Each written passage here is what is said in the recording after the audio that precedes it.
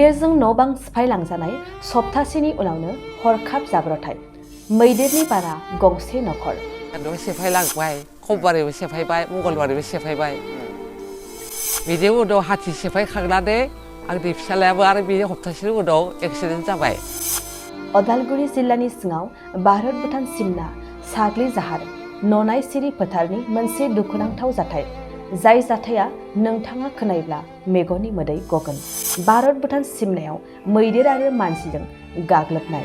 न' बां सिफायलांजानाया गोदान खौरां नङा थांनाय समबार आरो मंगलबार 16 आरो 17 मे 2022 खालि साननैयै मैदेरा रुंसारि सनिराम बर' बिसि बिमला बर'नि नखरसे नखरखौ सिफायना गालाङो गामिनि रायजो आरो नखरनि बिगुमाया बुंनाय बायदिब्ला गिबि सानखालि न' सिफायना गालाङो फिन बे नखरसेयावनो अखानायै सिफायफिनबावो दा नखराव नखरनि फोलेरा थानो हानाय थासारियानो गैया दुखुनांथाव बिमला बर'नि फिसाया रुंसारि जाबाय लोगोसे बिथांनि फिसाला गेदेराबो इन्डिएफबिनि रौनिया सोद्रोमामोन आर्मिजों गावथारजादों क'क्राझाराव बिब्दिनो नखरनि दुखुनि बानाया बोहैयो बिथांमोननि नखराव दासिम बिथांनि नखराव उदिस लाहैनाय रावबो गैया होनना गामिनि आरो नखरनिफोरा फोरमायो बावैसो बे नखरनिनो उन्दै फिसाज्ला नबिन बर'आ न' सिफाय जाखांना सप्तासेनि उनाव हरखाब जाब्रबथायजों गोब्राब जखम जाना दायो गुवाहाटी सुवाग हस्पिटालाव जिउजों जुजिगासिनो नबिन बर'नि देहा फाहामथायनि थाखाय अनफावरि गेदेमा बिथांमोननि राङारि मदद नखरनि बिगोमा आरो रायजोफोरा हास्थायदों एकाउन्ट नाम्बार 393155323339 SBI N 007118 सेफायलांबाय खमबारैबो सेफायबाय मंगलबारैबो सेफायबाय ओमफ्राय मा खहा जादों बाइफोरा जाजोबलांबाय बायदोंमोन आरो बिनि नखाय आरो बेयाव दोनैनायखौ बेखौबो जालांबाय न' बां सिफायलांदों बेखौबो बोरलांबाय बायराखौबो जालांबाय बिदि बायदों दोनैफिनबाय बिनिफ्राय बेखौबो जाजोबलांबाय सरकारखौ मा बुंगोन दा मा बुंगोन दा बेनि अनगायै आरो नोंथांनि नखरनि फिसाज्ला नबिन बर' बे एक्सिडेन्ट जादों होननानै खोनादों माबायदि हालोदाव दं दायो बिनि उनाव हाथि सेफायखांनानै आंनि फिसालायाबो आरो बिनि हप्तासेनि उनाव एक्सिडेन्ट जाबाय दा आंनि फिसालाया गुवाहाटियावसो थाहैबाय दा माबायदि हालोदा बेनि दा माबायदि जागोन मोजां नामा मोजां नङाथ' र' दा नों हारसिं दङ आं हारसिं दङ दा साबेसेमोन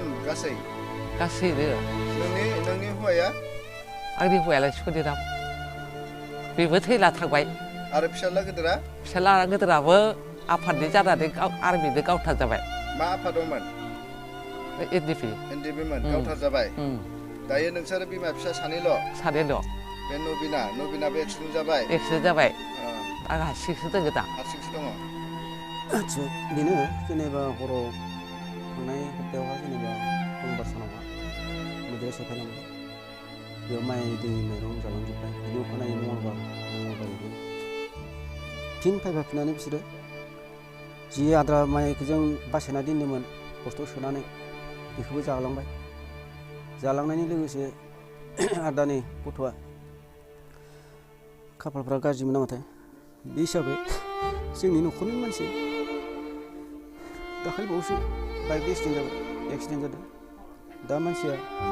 गुवाहाटी मेडिकेलावसो दङ बिथांनि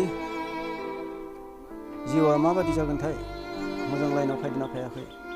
दाबो खबर मोनाखै जोङो बुजिनो मोनाखै साबेसे दङ ओरैनो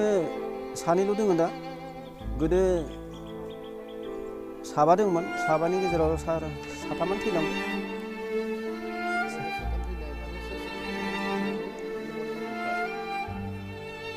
बिदि जा गुबै जायोमोन आङो सनिराम बर' बिथाङाबो रुंसारि जालांबाय आरो फिसाला गिदिर नबिन होनना बुंनाय भाग्य होनना बुंनाय बेबो क'क्राझाराव इन्डिबि माबादो सरजाबनानै गावथार जाबाय इन्डिबियाव दंमोन संगठनाव गावथार जाबाय आर्मिजों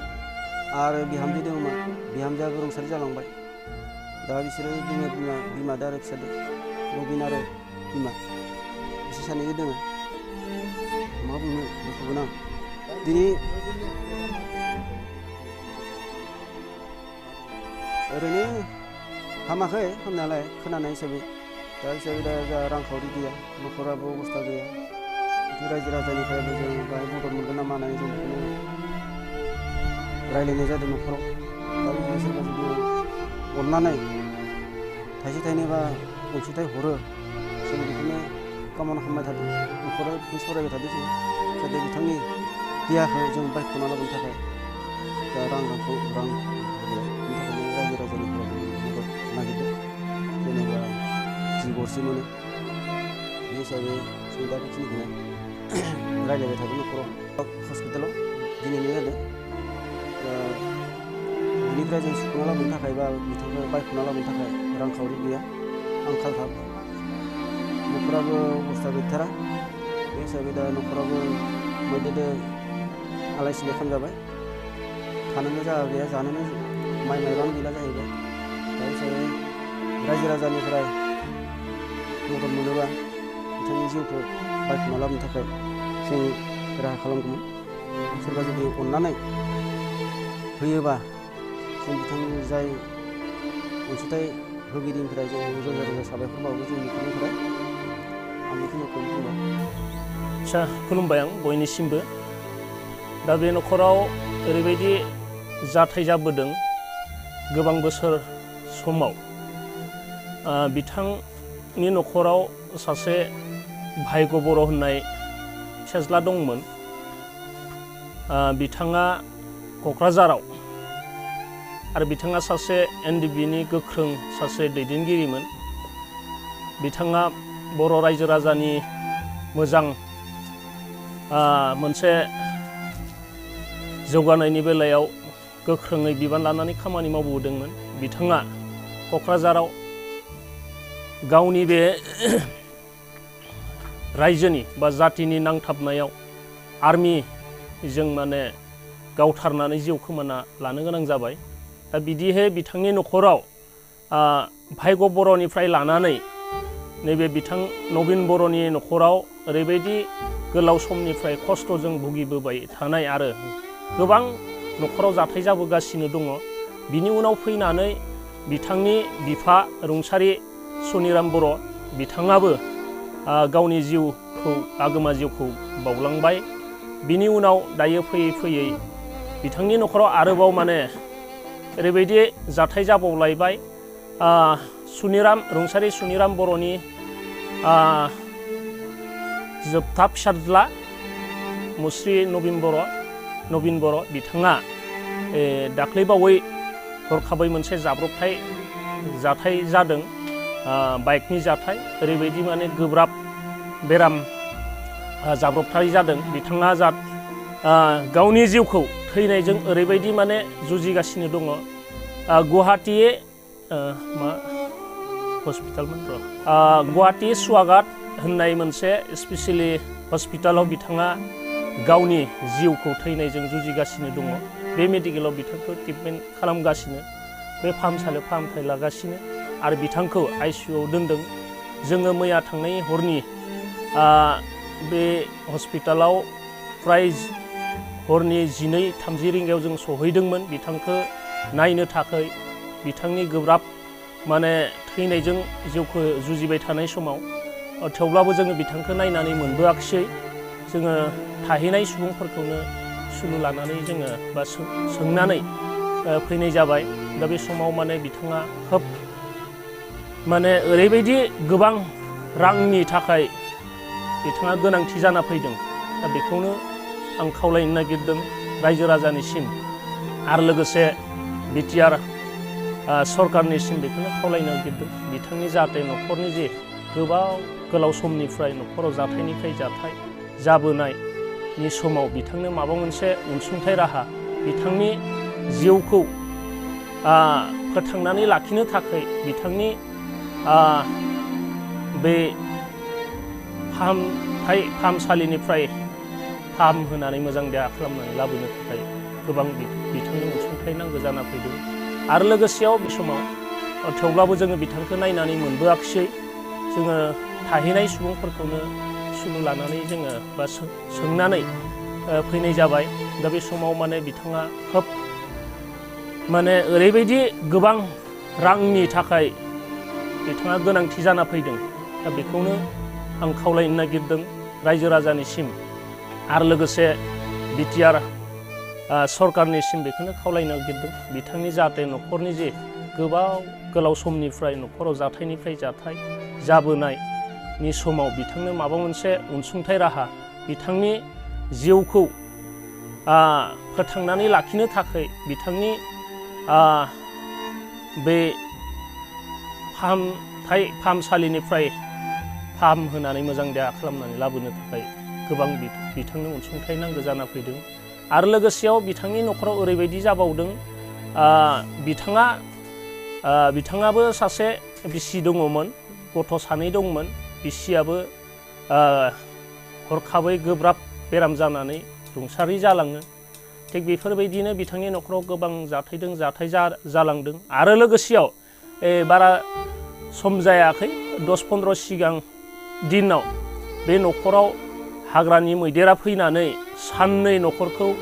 गाग्लोबफैयो, न'खरखौ सिफायलाङो आरो बिथांनि न'खराव थानाय माइ दै एसे जि दङ बेखौबो जालाङो। आरो लोगोसे बिदिहाय बिथांनि बिमाया ओरैबायदि माने जेबो खामानि मावनो हाया, बुरै मानसि, खोब माने सिं गंनाय, गावनि संना जानायनि खुनु माबायानो देहायानो गैया। बेखायनो जों रायजोनिसिम सरकारनिसिम खावलायदों बिथांनि न'खरखौ बोरै हायो एसे बिटिआर सरकारनिसिम जों खावलायदों गुरैयै रायजोनि जानानै जाहाथे बिथांनि बे न'खरनि जे दुखिया एबा दिनैसिम दुखिया न'खरजों जुजिनानै जिउखौ जेने तेने दैदेनलांदों। बिमा सासे आरो नबिन बर' फिसाला आरो फिसौ 2 दङ। बिदिहाय बिथाङा गावनि जिउखौ जेने तेने दैदेनलांगासिनो। बेखायनो नबिन बर'नि बे हरखाब जाब्रबथायनि जि जानानै जिउजों बिथाङा सालियाव जिहेथु जिउ जोबनायजों बा थैनायजों समानै जुजिना थाबाय थानाय समाव बिथांखौ जाहाथे बे समाव बयबो मदद खालामो, रांनि अनसुंथाइ खालामो। बे हस्पिटालनिफ्राय जाहाथे बिथांनि बे हरखाब जाब्रबथाय जानाय जाथायनि बे थैहां अबस्थानिफ्राय बासायना लाबोनो थाखाय आं आखाइ खबजोबै बिटिआर सरकारनिसिम आं गुरै खावलायहरदों। आरो लोगोसे बिटिआर सरकारनि मानगोनां मानगिदिर प्रमद CM सार बिथांखौ हायोब्ला बिथांनिसिम जोङो गुरै खावलायदों बिथांखौ माबा मोनसे अनसुंथाइ होनानै बिथांखौ जिउनिफ्राय रैखाथि खालामनो थाखाय जों गुरै आर'ज खालामबाय। लोगोसेयाव जोबनायाव बेखौबो बुंबावबाय जाब्रबथाय जानाय जाथायनि बे थैहां अबस्थानिफ्राय बासायना लाबोनो थाखाय आं आखाइ खबजोबै बिटिआर सरकारनिसिम आं गुरै खावलायहरदों। आरो लोगोसे बिटिआर सरकारनि मानगोनां मानगिदिर प्रमद CM सार बिथांखौ हायोब्ला बिथांनिसिम जोङो गुरै खावलायदों बिथांखौ माबा मोनसे अनसुंथाइ होनानै बिथांखौ जिउनिफ्राय रैखाथि खालामनो थाखाय जों गुरै आर'ज खालामबाय। लोगोसेयाव जोबनायाव बेखौबो बुंबावबाय नबिन बर'नि बिमाया खोब माने बिनि अबस्थाया मोजां नङा, बुरै देहा,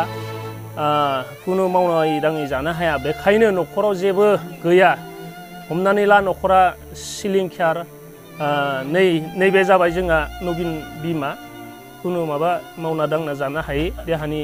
अस्थिर। बेखायनो जों खावलायबाय जे बिटिआर सरकार आरो लोगोसे जायफोरा बे निउसखौ नायदों बिथांमोना अननानै हयতো बे दुखिया न'खरखौ नायनानै माबाफोर अनसुंथाइ होनो हायो नामा बेसिम जोङो गुरै आर'ज गाबनाय थाबाय। लोगोसेयाव आङो बयनिसिमबो निउस नायग्रा बिथां रायजो राजानिसिम आंनिफ्राय गोसो गोरबोनिफ्राय समाव आङो आंनिफ्राय रायजोनि जानानै बिथांनि न'खरनि जानानै आङो गुरै खावलायनायखौ आङो